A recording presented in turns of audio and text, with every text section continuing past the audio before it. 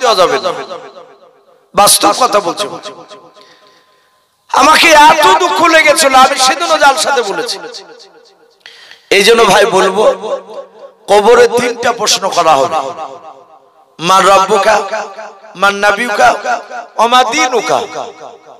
এই তিনটা প্রশ্নের মধ্যে বাপজি তুমি বেরেলি ছিলে না হানাফি ছিলে, ফারাজি ছিলে না কি ছিলে, সব জিজ্ঞাসা করবেন। আমি আপনাদেরকে বলবো, যারাই কলেমা পড়ে তারাই আমাদের দ্বীনি ভাই, বলুন আলহামদুলিল্লাহ। সে নাভির উপরে হাত বাঁধুক আর নাভি নিচে হাত বাঁধুক, সে নামাজ তো পড়ছে, সে মোনাজাত করুক বা না করুক, কিন্তু বাপজি এক শ্রেণী মানুষ আমার দেখতে পাওয়া যাচ্ছে, বিখ্যাত ইমাম, তিনি যদি ইমামতি করার পর যদি মোনাজাত করছে, তো আমাদের ঘরের দু চারটে ছেলে তারা বা ইমামকে বলছে, হুজুর আপনি বেদাত করে ফেললেন।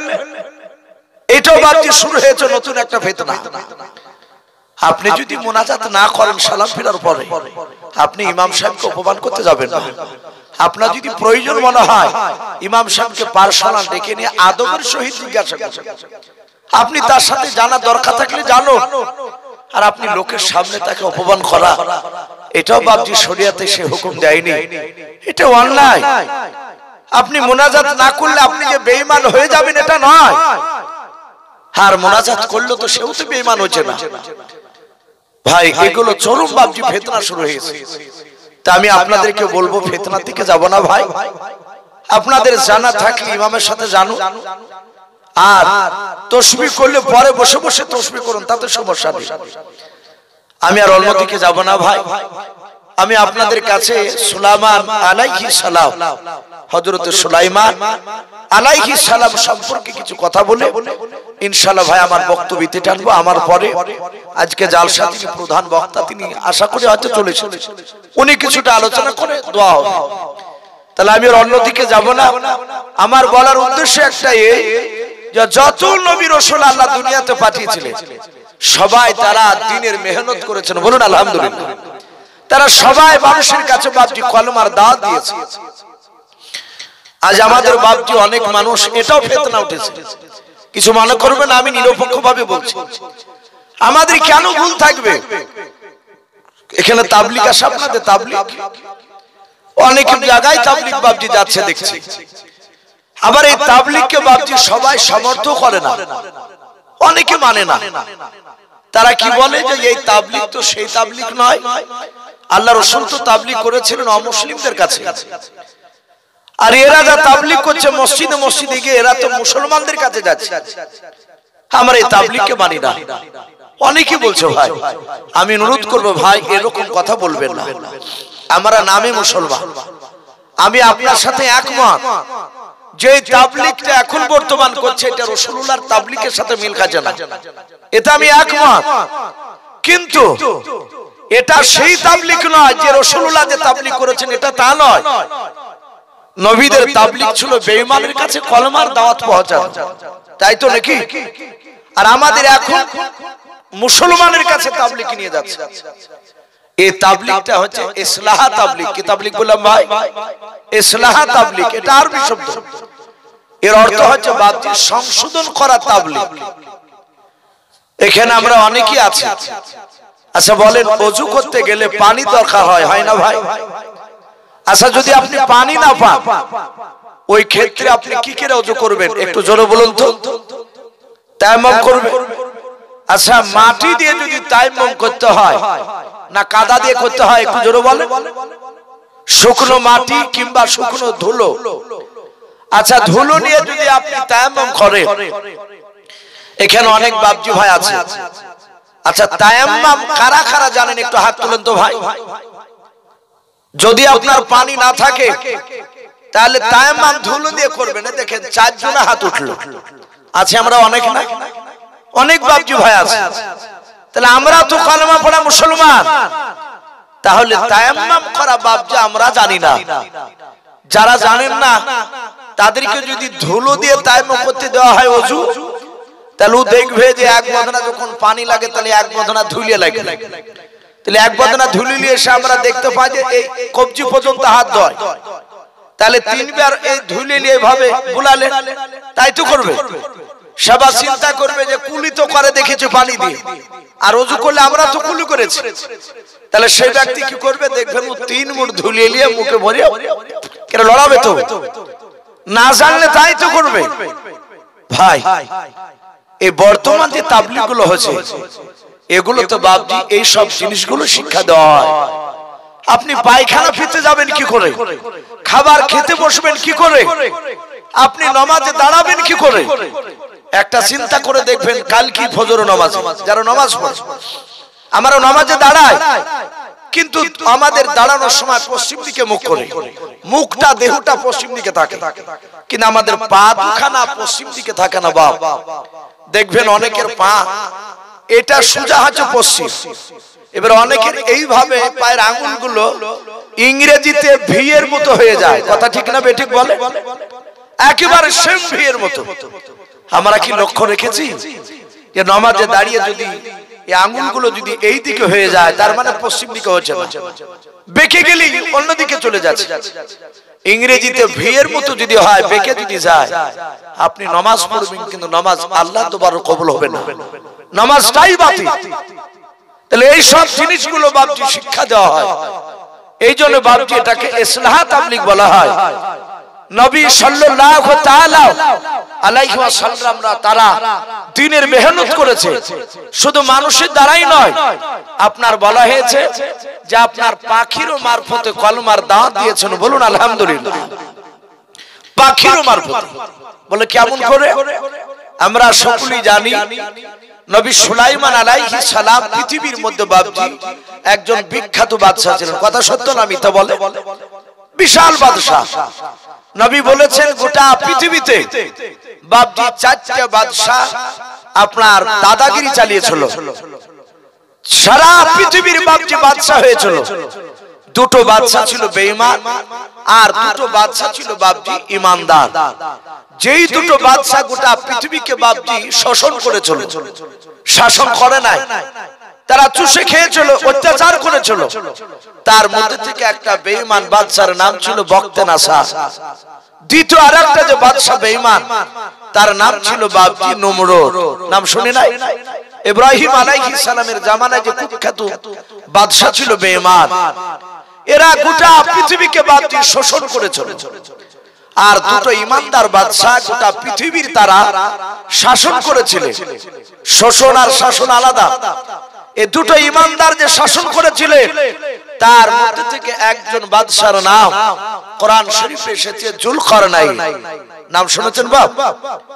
যুলকারনাইন যিনি সারা পৃথিবী বাপজি ভ্রমণ করেছিলেন, ইয়াজুজ মাজুজদের রাস্তাকে বন্ধ করে রেখে দিয়েছিলেন। ওই উনি হচ্ছেন এই যুলকারনাইন, গোটা পৃথিবীকে বাপজি শাসন করেছিলেন। আর দ্বিতীয় আরেকটা বাদশা, তিনার নাম হযরতে সুলাইমান আলাইহিস সালাম, বলুন আলহামদুলিল্লাহ। আল্লাহ বলছে আমি নবী সুলাইমান আলাইহিস সালামকে এমনই বাদশা বানিয়েছিলাম যার জীবনে কোনোদিন অভাব হয় নাই, বলুন আলহামদুলিল্লাহ। এই নবী সুলাইমান আলাইহিস সালাম অনেক বাপজি আপনার জ্ঞানী গুণী, ওনার জীবনীতে এসেছে ওনার আব্বার নাম ছিল দাউদ নবী আলাইহিস সালাম। উনিও বিখ্যাত বাপজি রাসূল। ওনার কাছে আসমানি কিতাব 4খানা যে কিতাব, তার মধ্যে একটা কিতাব নাজিল হয়েছিল। আল্লাহ বলছেন আমি দাউদ নবী তার ছেলে সুলাইমানকে আমি অনেক হিকমত জ্ঞান দান করেছিলাম। কেমন জ্ঞান দান করেছে? সুলাইমান আলাইহিস সালামের জীবনীতে এসেছে ওনার আব্বার বেঁচে থাকা অবস্থায় সুলাইমান তখন একেবারে বাচ্চা ছিল।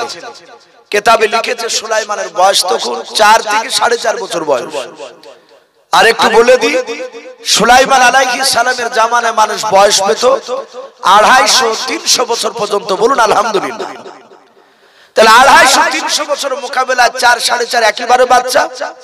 এই সুলাইমান আলাইহিস সালাম ওনার বাপের 2টো বিচার করা বিচারকে সুলাইমান আলাইহিস সালাম উনি দ্বিতীয়বার বিচারটা ভুল প্রমাণ করে দিয়েছিলেন, বলুন আলহামদুলিল্লাহ। অথচ দাউদ বিখ্যাত রাসূল। কিতাবে লিখছে নবী সুলাইমান বলে আমি রাস্তা ধারে খেলা করছিলাম, যেমন আপনাদের রাস্তা আছে। দাউদ নবীর বাড়ির পাশি পালাঙ্গাও সুলাইমান ছোট ছোট ছেলেদের সাথে খেলা করছিলেন। হঠাৎ করে দেখলেন সুলাইমান বাচ্চা ছেলে দুটো মেয়েতে বাপজি একটা ছেলেকে কোলে করে নিয়ে দুই মেয়েতে বাচ্চাটাকে ধরে আছে। ওরা ঝগড়া করতে করতে করতে করতে বাপজি দাউদ নবীর দরবারে চলে গেলেন। হযরত সুলাইমান আর গুরুত্ব দিলেন না, খেলতে লাগলেন।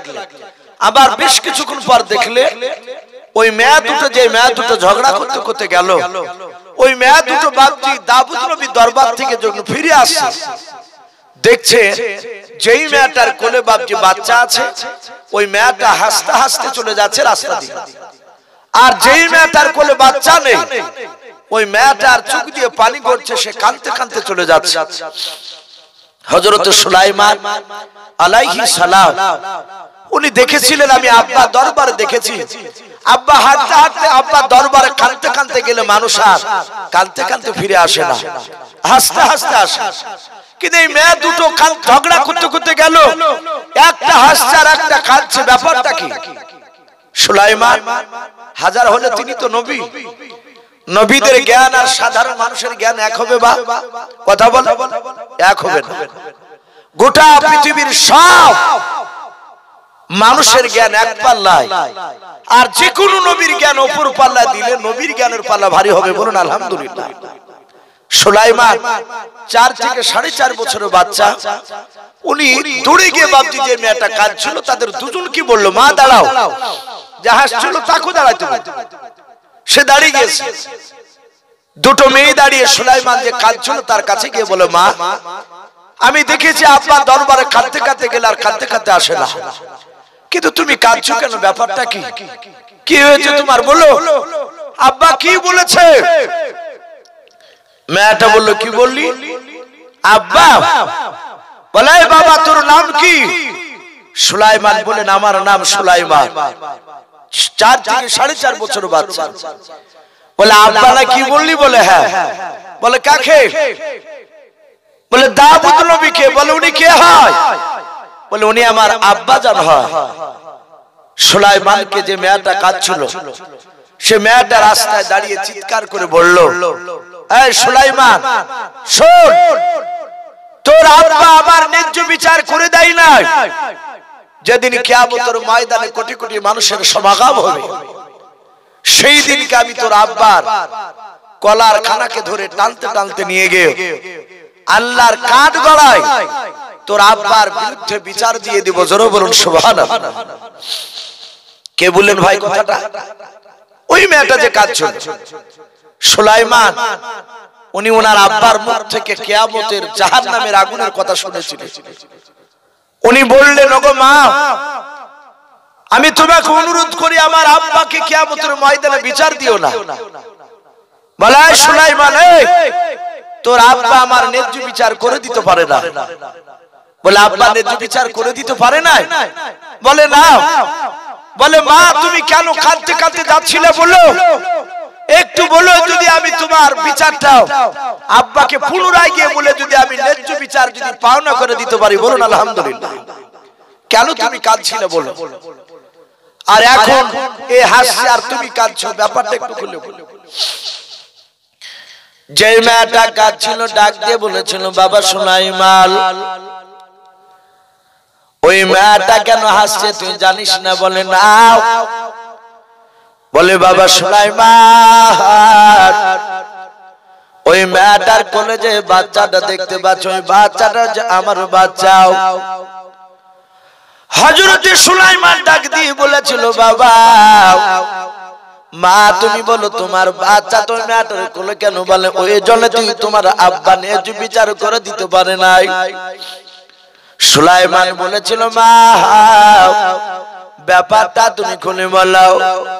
ডাক দিয়ে বলেছিল, বাবা সুলাইমান, ওই বাচ্চাটা আমি কোলে করে নিয়ে জঙ্গলের ভেতর দিয়ে রাস্তা দিয়ে চলে যাচ্ছিলাম। প্রচন্ড গরমের দিন, শুনে নাও, প্রচন্ড রোদ্রের সময় আমি হেঁটে যেতে যেতে শুনে ক্লান্ত হয়ে গিয়েছিল। আমি জঙ্গলের ভিতরে রাস্তা ধারে একটা গাছের গুড়িতে আমি শুয়ে গিয়েছিলাম। ওরে সুলাইমান, ওই মেয়েটা কোথা থেকে এসে আমার গাছের গুড়িতেও দাঁড়িয়ে গেল। মেয়েটা বলে বলল আমিও আরাম করব। আমার বাচ্চার ডান পাশে মেয়েটা শুয়ে পড়ল। দুজনায় নিদ্রায় চলে গেল। আমার ছেলেও নিদ্রায় চলে গেল। যখন আমি নিদ্রা থেকে আমি জেগে গেলাম, ঘুমটা ভেঙে গেল। ওরে বাবা সুলাইমান, আমি আমার কলিজা টুকরা সন্তানের ডান হাত কান আমি ধরলাম। ওই মেয়েটার ঘুমটা ভেঙে গেল। ওই মেয়েটা আমার কলিজার টুকরা সন্তানের বাম হাতটা ধরলো। আমি বলেছিলাম বল আমার ছেলের কেন বাম হাতটা তুমি ধরলে, বলো ছেড়ে দাও। মেয়েটা ডাক দিয়ে বলেছিল বল এই বাচ্চা তোমার নয়, এই বাচ্চা আমার। আমার বাচ্চার কেন তুমি ডান হাতটা ধরেছো বললাও। দুজনায় হাত ধরে টানাটানি করে ঝামেলা শুরু হয়ে গেল। এই ঝামেলা মীমাংসা হয় নাই। ওই মেয়েটা ডাক দিয়ে বলেছিল এইভাবে ঝামেলা করে আমাদের মীমাংসা আনা যাবে না। আমাদের দেশের একজন বিখ্যাত নবী যার নাম দাউদ নবী আলাইহিস সালাম, উনার দরবারে নিয়ে গেলে উনি ন্যায্য বিচার করে দেবে। উনি যা বিচার করে দিবে তাই আমরা মেনে নেব। ওরে বাবা সুলাইমান, আমি আর ওই মেয়েটা আমার ছেলেকে নিয়ে ওই তোমার আব্বার দরবারে চলে গেলাম। তোমার আব্বা দুজনের কথা শোনার পর শুনে নাও বাবা, ওই মেয়েটা অভিনয় করে বেশি বেশি করে তোমার আব্বার সামনে কান্না করেছিল। তোমার আব্বা অভিনয়ের কান্না ধরতে পারে না। ওরে সুলাইমান, ওই আমার বাচ্চাটা মেয়েটার পাওনা করে দিয়েছে,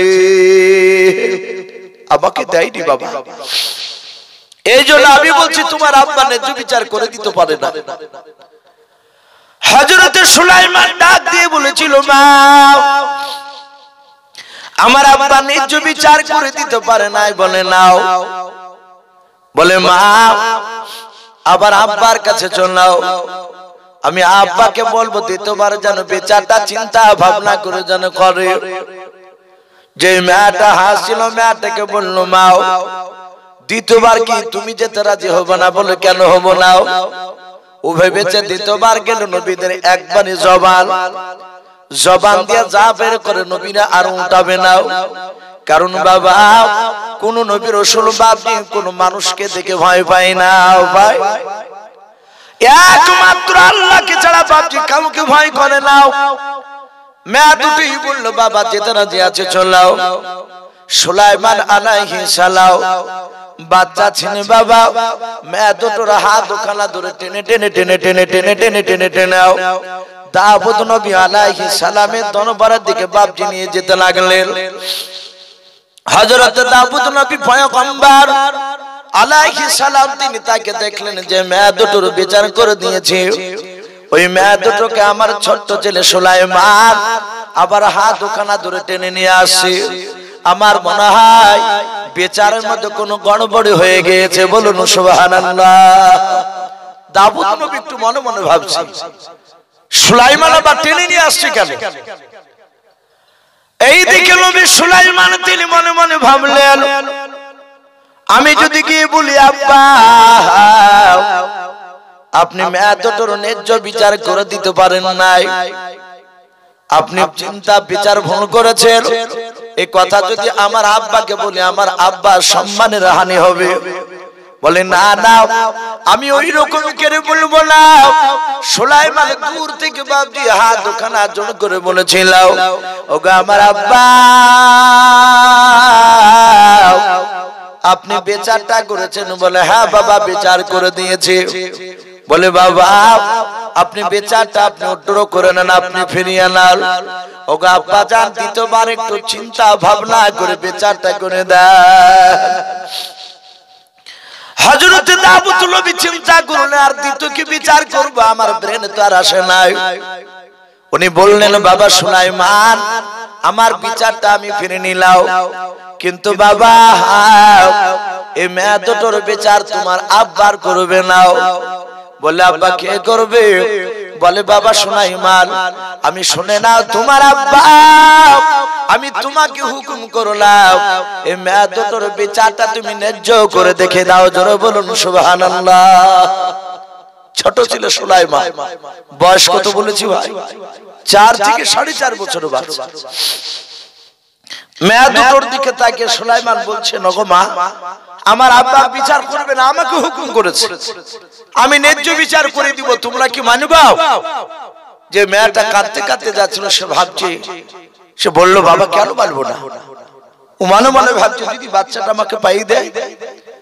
আর যে হাসতে হাসতে যাচ্ছিল সে বলল, সুলাইমান, তোমার বিচার আমি বারহাত মেনে নেব।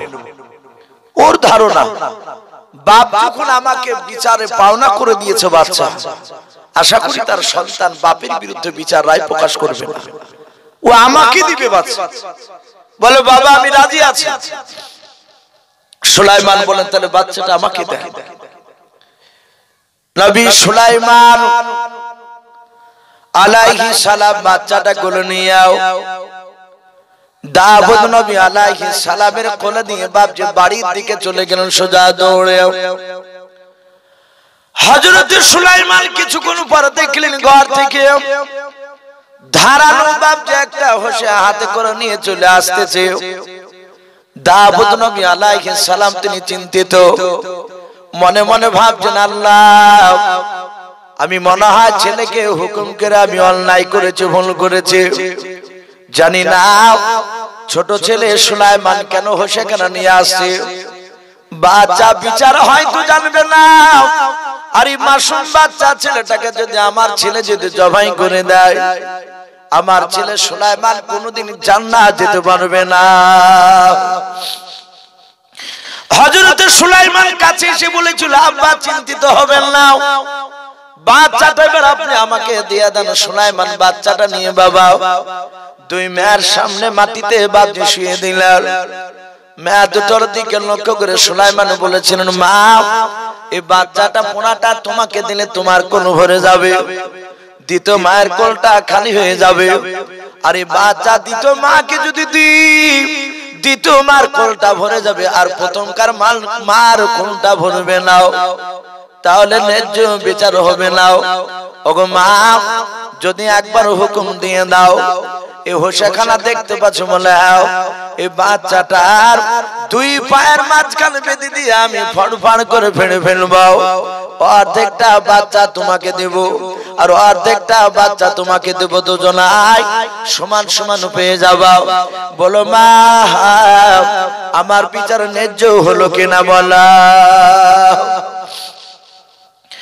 যেই মেয়েটা বাপজি হাসতে হাসতে যাচ্ছিল, ওই মেয়েটা ডাক দিয়ে বলেছিল, সুলাইমান, শুনে নাও, বাচ্চাটা জবাই করে দিলে আমি মানতে রাজি আছি, আমি মেনে নিব। সুলাইমান আলাইহিস সালাম দুই পায়ের মাঝখানে বাপজি ভরে দিও, যাতে হোসেখানা বাপজি বেঁধে দিয়ে টান মারতে যাবে। আর ওই সময় হযরত সুলাইমানের বাপজি পা দুখানা বাপজি যেই মেয়েটা বলেছিল, সুলাইমান, তোমার আব্বা ন্যায্য বিচার করে দিতে পারে নাই, কিয়ামতের ময়দানে তোমার আব্বার বিরুদ্ধে বিচার দিব বলেছিল। ওই মেয়েটা দৌড়ে গিয়ে সুলাইমানের পা দুখানা জুড়ে ধরে বলেছিল, বাবা সুলাইমান, আমি তোমার ন্যায্য বিচার পেয়ে গিয়েছি, জোরে বলুন সুবহানাল্লাহ। ওরে সুলাইমান, আমার ছেলেকে আর তুমি জবাই করে নাও। সুলাইমান বলল, কেন মা জবাই করব নাও? বলে, বাবা রে, আমি তোমার বিচার বুঝতে পেরেছি, আমার ছেলের অর্ধেকটা যদি জবাই করে নিতে যাও, ছেলে আমার জনম জনমকার মতো শেষ হয়ে যাবে, আর জিন্দা থাকবে না। ওরে বাবা সুলাইমান, তোমার আব্বা যেমন পুরোটাই দিয়ে দিয়েছিল, তুমি ওই মেয়েটাকে পুরা বাচ্চাটা দিয়ে দাও। বলুন সুবহানাল্লাহ। ডাক দিয়ে বলেছিল, ওগো মা, তুমি আর অর্ধেক নিবা না? বলে না। বলে, ছেলে কমসে কম জিন্দা তো থাকবে, ছেলে বড় হওয়ার পর যখন ঘুরে বেড়াবে, আমি আমার সন্তানের দিকে তাকে নিজের জানকে সাবুর দিয়ে বলবো, আল্লাহ, এই বাচ্চাটা আমারই সন্তান। বলুন আলহামদুলিল্লাহ। সাথে হাতে সুলাইমান হোসেখানাকে টান মেরে ফেলে দিয়ে বাচ্চাটা তুলে যেই মেয়েটা জবাই করতে বারণ করলো, তার কোলে বাচ্চাটা দিয়ে সুলাইমান নবী ওনার আব্বা দাউদ নবী আলাইহিস সালামকে ডাক দিয়ে বলে, আব্বা, এই বাচ্চাটারই প্রকৃতি মা হচ্ছে মেয়েটা। সুলাইমান তাজ্জব হয়ে গেছে, একেবারে আশ্চর্য। বলে, এই সুলাইমান, তুমি বুঝলে কি করে যে এই বাচ্চাটা এর প্রকৃতি মেয়েটার? বলেছিল আব্বা ওই প্রথম মেয়েটা বলেছে আমি জবাই করে নিতে রাজি আছি, সে জানে এই বাচ্চা ওর নয়, এই বাঁচলেই কি আর বললি কি, কিন্তু এই বুঝতে পেরেছে আমার ছেলে অর্ধেকটা নিতে গেলে ছেলে আর জিন্দা পাওয়া যাবে না, তাই বারণ করেছে জবাই করা আমি নিব না, গোটাটা দিয়ে দাও। সুলাইমান আলাইহিস সালামের এই জ্ঞান, এই বুদ্ধি দেখে দাউদ নবী আলাইহিস সালাম তার হাতে একটা আংটি ছিল, আংটিটা বের করে সুলাইমানের হাতে বাবজি পড়ে দিলেন। ইউটিউবের মধ্যে বাবজি অনেক জায়গাতে আমি দাজ্জালের একটা ঘটনা আলোচনা করেছিলাম, অনেকে শুনেছেন আশা করি। তাতে বাবজি একটা জানোয়ারের নাম বলেছিলাম দাব্বাতুল আরদ, যে জানোয়ারটা গোটা পৃথিবী ভ্রমণ করবে, তার দুই হাতে দুটো জিনিস থাকবে। ওই জানোয়ারটার ডান হাতে থাকবে মুসা আলাইহিস সালামের আশা মোবারক লাটেকানা, আর ওই জানোয়ারটার বাম হাতে থাকবে হযরত সুলাইমান আলাইহিস সালামের ওই আংটিটা, যেটা ওর আব্বা দিয়েছিল। সম্মানিত ভাইরা আমার, বাবা জীবনেরা, সেই সুলাইমান তিনি আস্তে আস্তে আস্তে আস্তে বাপজি বড় হলেন। বড় হওয়ার পরে অনেক ঘটনা আছে লম্বা, যেহেতু আরেকজন বক্তা আছে তাতে প্রচন্ড ঠান্ডা। হযরত সুলাইমান আলাইহিস সালাম তিনি আস্তে আস্তে আস্তে বাপজি বিরাট বাদশা হলেন। আমি আপনাদের কাছে একটু জানতে চাই, আজ যে বাপজি আমরা এই যে স্টেজে বসে আছি, এই যে জালসার এই স্টেজ আপনারা নিচে আছে, এখানে বাপজি স্টেজটা কত বড় তা আপনারা সকলেই দেখতে পাচ্ছেন। নবী সুলাইমান আলাইহিস সালাম বাদশাহর পরে উনি যে সিংহাসনে স্টেজে বসেছিলেন, জানেন স্টেজটা কত বড় ছিল? কোরআন শরীফের তাফসীর মারিফুল কোরআন সূরা আম্বিয়ার বাপজি আপনার তাফসীরে বাপজি এসেছে, সুলাইমান আলাইহিস সালাম যে সিংহাসনে বসে থাকতেন, ওই সিংহাসনটা এত বড়, ওই সিংহাসনের উপরে 6 লক্ষ চেয়ার আটত। জোরে বলুন আলহামদুলিল্লাহ। কয় লক্ষ বললাম ভাই? 6 লক্ষ। এত বড় বিশাল সিংহাসন, শুধু চেয়ার শুধু থাকতো তা নয়, কিতাবে লিখেছে সুলাইমান মাঝখানে বসে থাকতে, আর ওনার ডান সাইডে বাপজি 3 লাখ চেয়ার থাকতো। সে 3 লাখ চেয়ারে আপনারা যেমন বসে আছেন আমার সামনে, আপনার আমাদের মতো বাপজি মানুষদের মধ্যে থেকে ইমানদার মানুষ থাকতো বাপজি 3 লাখ। বলুন আলহামদুলিল্লাহ।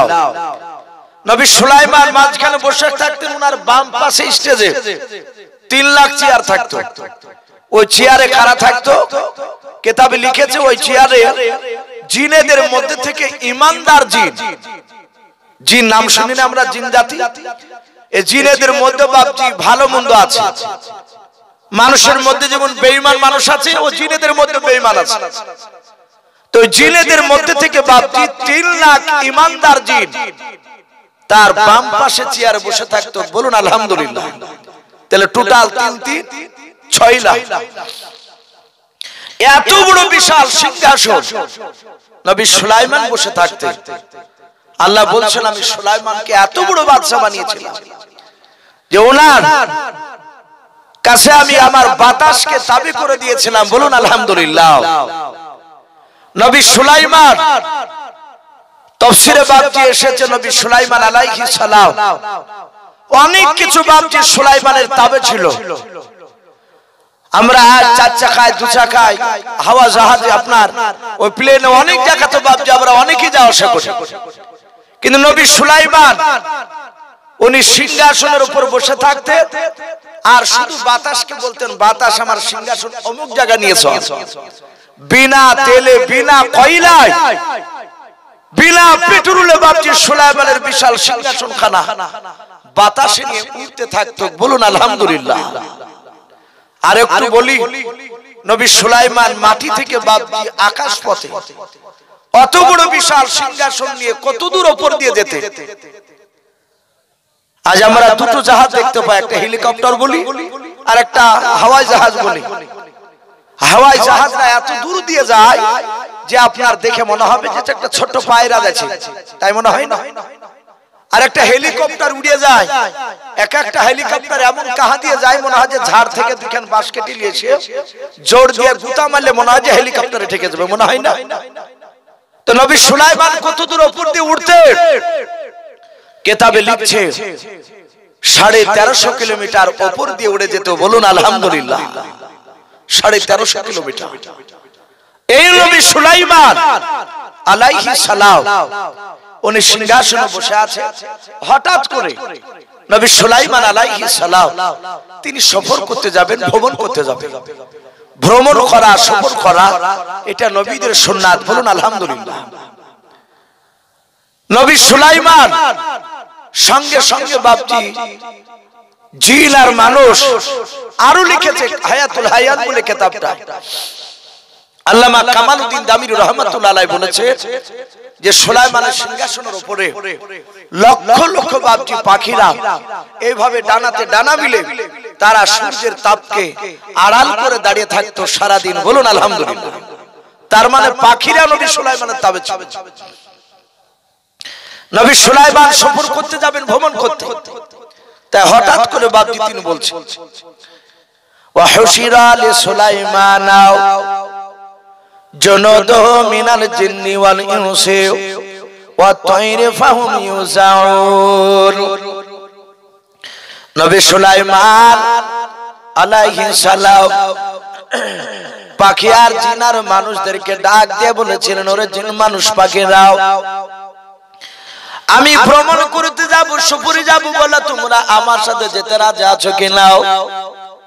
জিন আর মানুষ আর পাখিরাও তারা সবাই তাদের আপন আপন ভাষায় নবী সুলাইমান আলাইহিস সালামকে বলেছিলেন, ওগো নবী সুলাইমান, আপনাকে আমরা নবী বলে মানি।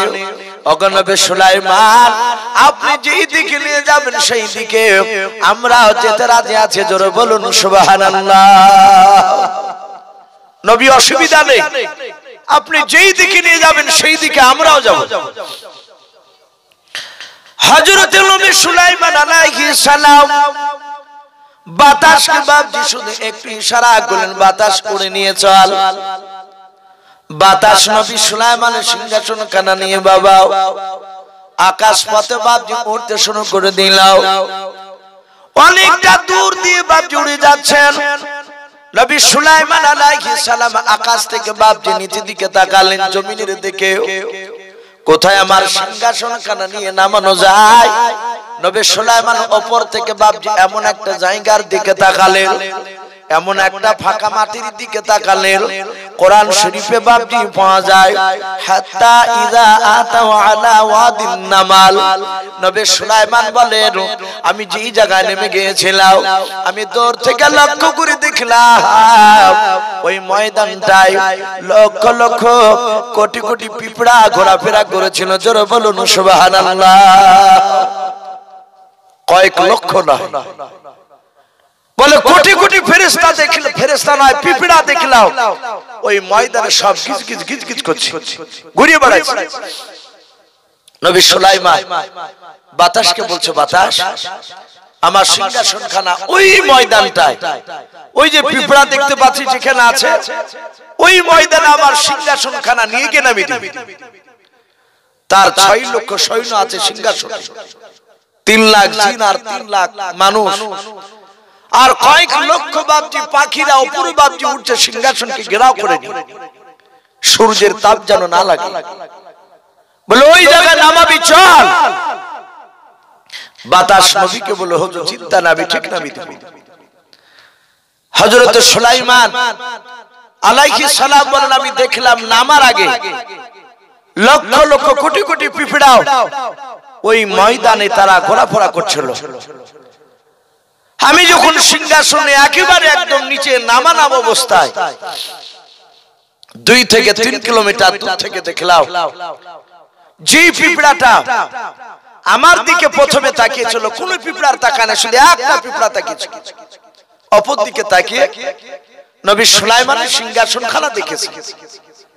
দেখার পরই ওই পিঁপড়াটা সমস্ত ময়দানের পিঁপড়াকে কি যেন গুনগুন করে বলল, আর সব পিপিলিকা, আমরা যাকে পিঁপড়া বলি, সব মাটির ভিতরে হুড়হুড় করে তারা সব গর্তে চলে গেল। বলুন আলহামদুলিল্লাহ। শুধু একটা পিঁপড়াই বাপজি ওই জমিনের উপর আছে। নবী সুলাইমান আলাইহিস সালাম নামার পরে তিনি আশ্চর্য হয়ে গেলেন যে সব পিঁপড়া গর্তে গেল কেন, আর একটাই পিঁপড়া আছে। নবী সুলাইমান সিংহাসন থেকে নেমে সোজা হেঁটে একটু দূরে দেখছে পিঁপড়াটা দাঁড়িয়ে। সুলাইমান আলাইহিস সালাম পিঁপড়াটার কাছে গিয়ে ডান হাত দিয়ে পিঁপড়াটা ধরলেন। ধরার পরে বাম হাতের বাপটি তালুতে নিলেন। পিঁপড়াকে তোলার পরে সুলাইমান পিঁপড়ার ভাষাতে, মানুষের ভাষা বললে তো পিঁপড়া বুঝতে পারবে না, পিঁপড়ার ভাষায় নবী সুলাইমান বলছে, পিপীলিকা, আমি আসমানে যখন চলছিলাম আকাশ পথে, আমি যখন তোমার এই ময়দানে নামবো ইরাদা করলাম, তখন দেখলাম এই ময়দানে লক্ষ লক্ষ কোটি কোটি পিঁপড়া। আর তুমি জানো কি গুনগুন করে বললেও, আর সব পিঁপড়ারা গর্তে চলে গেল, তারা কেউ দাঁড়ালো না, আর তুমি শুধু একাই দাঁড়িয়ে আছো, গর্তে যাও না, ব্যাপারটা কি? কেন তাদেরকে গর্তে যেতে বললে? বলো। পিঁপড়া নবী সুলাইমানের মুখ থেকে পিঁপড়ার ভাষা শুনে, পিঁপড়াতে বলছে পিঁপড়ার ভাষা, ওগো নবী সুলাইমান, আপনি আমার ভাষা বুঝতে পারেন? জোরে বলুন সুবহানাল্লাহ। নবী সুলাইমান বললেন, এই পিপীলিকা, আমি তোর ভাষা বলতে পারি, বুঝতে পারি। আল্লাহ রাসূল সাল্লাল্লাহু আলাইহি ওয়াসাল্লাম বলেন, গোটা পৃথিবীতে 1,24,000 নবী রাসূলের মধ্যে থেকে আমরা অনেকে বলি মতান্তর 2,24,000 নবী রাসূল, কিন্তু মিশকাত শরীফে বাপটি 1,24,000 এর কথাটা এসেছে। 1,24,000 যদি মানা যায়, জাতা নবী নাকি? এতগুলো নবী রাসূলের মধ্যে থেকে আল্লাহ রাসূল বলছেন মাত্র দুটো নবী সারা পৃথিবীর মাখলুকাতের কথা বুঝতে পারতেন এবং বলতে পারতেন। জোরে বলুন সুবহানাল্লাহ। কটা নবী বললাম? দুটো নবী। এক নম্বর নবী হচ্ছে দুনিয়াতে সিরিয়াল অনুযায়ী আসা অনুযায়ী তিনি হচ্ছে এই নবী সুলাইমান আলাইহিস সালাম। উনি পিঁপড়ার সাথে বাপজি কথা বলছিলেন।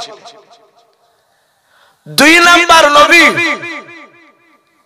সুলাইমান যেমন সারা পৃথিবীর মাখলুকাতের কথা বলতে পারতেন, বুঝতে পারতেন, আপনার আমার রাসূল সাল্লাল্লাহু আলাইহি তিনিও বাপজি সারা পৃথিবী মাখলুকাতের কথা বুঝতে পারতেন, বলতে পারতেন। জোরে বলুন আলহামদুলিল্লাহ। আপনারা শুনেছেন আশা করি, মসজিদে নববীতে রাসূল মক্কা থেকে বাপজি মদিনাতে হিজরত করে যাওয়ার পরে সর্বপ্রথম নবী আমার একটা মসজিদ বানিয়েছিলেন। ওই মসজিদটার নাম ছিল বাপজি মসজিদে নববী। কথা সত্য না মিথ্যা বল? মসজিদে নববী আজ আপনাদের ইমাম সাহেব, যোগ্যতম যে ইমাম মুফতি বাশির সাহেব মাদ্দাজিলুল আলী, উনি যখন জুম্মার দিনে বক্তব্য দেয় তখন ওই তিনটে ধাপিতে ওঠে না, তিনটে ধাপিতে বাপজি ওটাকে মিম্বার বলা হয়। আমার নবী বাপজি মসজিদে নববী তৈরি করার পরে সাথে হাতে সেই তিনটে ধাপি বাপজি ছিল না। দরদি নবী আমার মসজিদে বাপজি রাসূলের মেহরাবের পাশে মিম্বারের পাশে একটা খাজুর গাছ ছিল, যে গাছটার নাম রাসূল সাল্লাল্লাহু আলাইহি ওয়াসাল্লাম খাজুর গাছটার নাম রেখেছিলেন উস্তুনে হান্না। কি নাম বললাম বাপ? একটু মনে রাখেন, গাছটার নাম কি? উস্তুনে হান্না। ওই খাজুর গাছটার নাম। আমরা তো খাজুর গাছ করি। শুধু ওই মসজিদে নববীর ভিতরে রাসূল আমার জুম্মার দিনে যে কোনো সময় নবী বক্তব্য দিতে গিয়ে আমার রহমতের নবী ওই খাজুর গাছটায় দাঁড়িয়ে পিঠ লাগিয়ে রহমতের নবী বাপজি ঘন্টার পর ঘন্টা তিনি বয়ান রাখতেন। বলুন আলহামদুলিল্লাহ। তখন এই মিম্বার ছিল না, তিনটা ধাপি বিশিষ্ট বাপজি কাঠ কিংবা ইটের কিংবা মার্বেলের বলেন না কেন, এই মিম্বার তখন ছিল না। সাহাবারা তারা চাতক পাখি নাই, ঘন্টার পর ঘন্টা তারা বক্তব্য শুনতেন।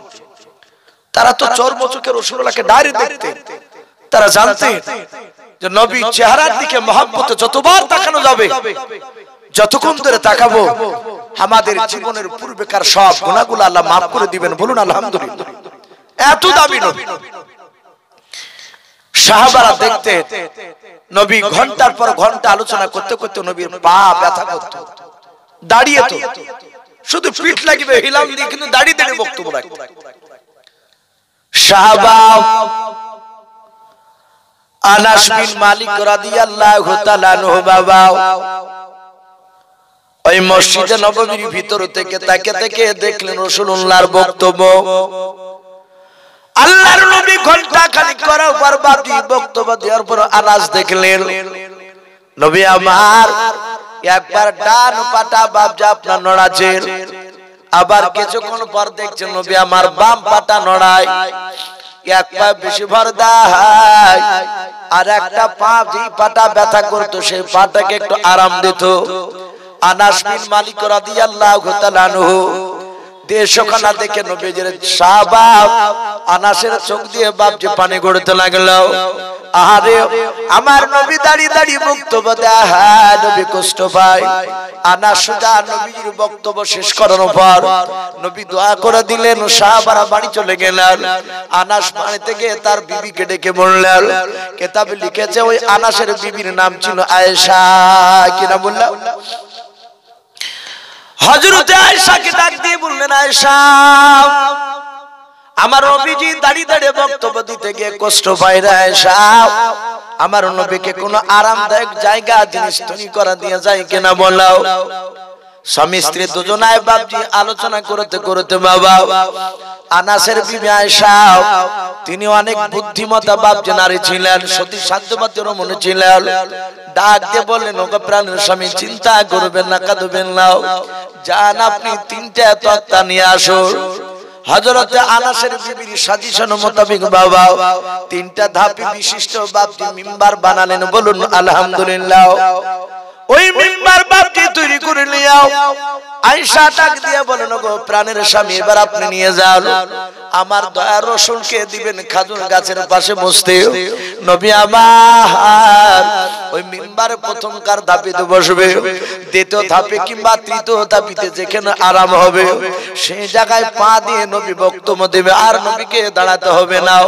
আল্লাহ নবীর সাহাবা আনাস বিন মালিক রাদিয়াল্লাহু তাআলা আনহু বাবা মাথায় করে ওই খাজুরের বাপজি আপনার তক্তার নাই, অন্য কোন কাঠের তক্তা বাপজি তিন ধাপে বিশিষ্ট মিম্বার খানা নিয়ে মসজিদে নববীর বাপজির সামনে গিয়ে খেজুর গাছ থেকে 2-3 হাত বাপজি দূরে রেখে দিও।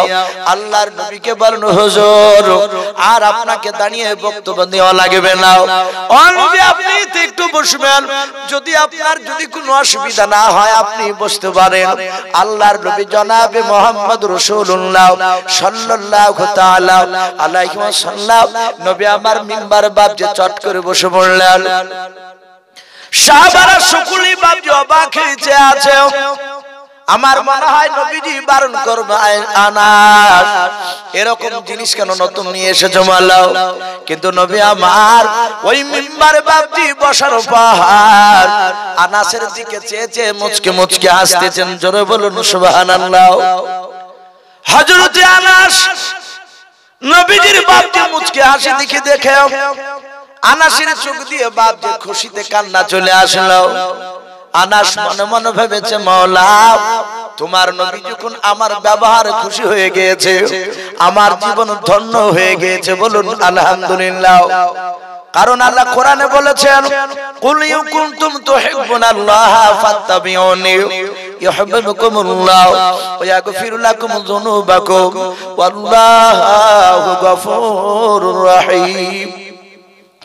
আমার আল্লাহ বলেছেন, ওরে আমার নবী তুমি বলে দাও, আমার সান্নিধ্য যদি লাভ করতে হয়, আমার জান্নাত যদি নিতে হয়, ফাত্তাবিউনি হে নবীজি আপনার যেন ইত্তেবা অনুসরণ করে চলে। জোরে বলুন সুবহানাল্লাহ।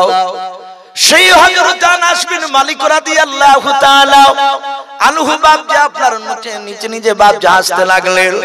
নবী যখন হাসি করেছেন আমার আর কোনো অসুবিধা নাই। নবী আমার মিম্বারে বাপজি বসে বসে বক্তব্য দিতে লাগলেন। আর ওই খাজুর গাছটা যেটাকে উস্তুনে হান্না বলে বাপজি ডাক দেওয়া হতো, নাম রেখেছিলেন রাসূলুল্লাহ আমার। ওই গাছটা হঠাৎ করে বাপজি দেখলেন সাহাবারা বলেন বাচ্চা ছেলের মতো হাউমা করে কান্নার আওয়াজ বেরোতে লাগলো। বলুন আলহামদুলিল্লাহ। সাহাবারা বলেন আমরা চারিদিকে লক্ষ্য করে দেখলাম এখানে কোনো বাচ্চা ছেলে দেখতে পাওয়া যায় না। কি ব্যাপারে বাচ্চা ছেলে কেন কান্না বেরোয়? নবী আমার বলে সাহাবারা এখানে কে কাঁদে? সাহাবারা বলে হুজুর ওই উস্তুনে হান্নার ভেতর থেকে কান্নার আওয়াজ বেরিয়ে আসে, যেমন বাবা কলা গাছে ঠোকা মারলে যেমন পানি বের হয়ে যায়। সাহাবারা বলেন আমরা নিজ চোখে দেখলাম ওই খাজুর গাছটার গোটা বডি দিয়ে বাপজি আপনার পানি ঝরতেছিল। আল্লাহর নবী দরদি নবী আমার রাহমাতুল লিল আলামিন পয়গম্বর জনাবে মুহাম্মদ রাসূলুল্লাহ সাল্লাল্লাহু তাআলা আলাইহি ওয়াসাল্লাম নবী আমার মিম্বার থেকে বাপজি নেমে যাওয়ার পর ওই উস্তুনে হান্না খাজুর গাছটা নবী আমার বরকতের হাত দিয়ে বললেন গাছ কেন হঠাৎ করে আজকে কান্না করেছে? সুবহান। সাহাবারা বলেন আমরা অবাক হয়ে গেলাম। নবী আমার হাত দিলেন আর সঙ্গে সঙ্গে বাপজি গাছটা কান্না বন্ধ করে দিল। বলুন সুবহানাল্লাহ। হঠাৎ করে নবী বলেন গাছ কেন কাঁদছিস বল? গাছটা বলেছিল রসুল গা এই মসজিদ তৈরি করার পর ওগো নবী আপনার বরকতময় শরীরখানা আপনি আমার বডিতে পিঠ লাগিয়ে দিয়ে আপনি বক্তব্য রাখতেন।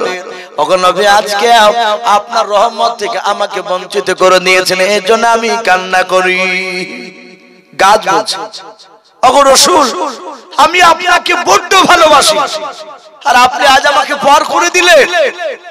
বিশ্বনবী বললেন গাছ আমি পর করি না, গাছ তুই এত ভালোবাসিস বলে হ্যাঁ গাছ তুই কাঁদবি না। আমি রাসূল পয়গম্বর কথা দিলাম কিয়ামতের ময়দানে আল্লাহ আমাকে যদি জান্নাত দেয় আমি যেই জান্নাতে থাকবো সেই জান্নাত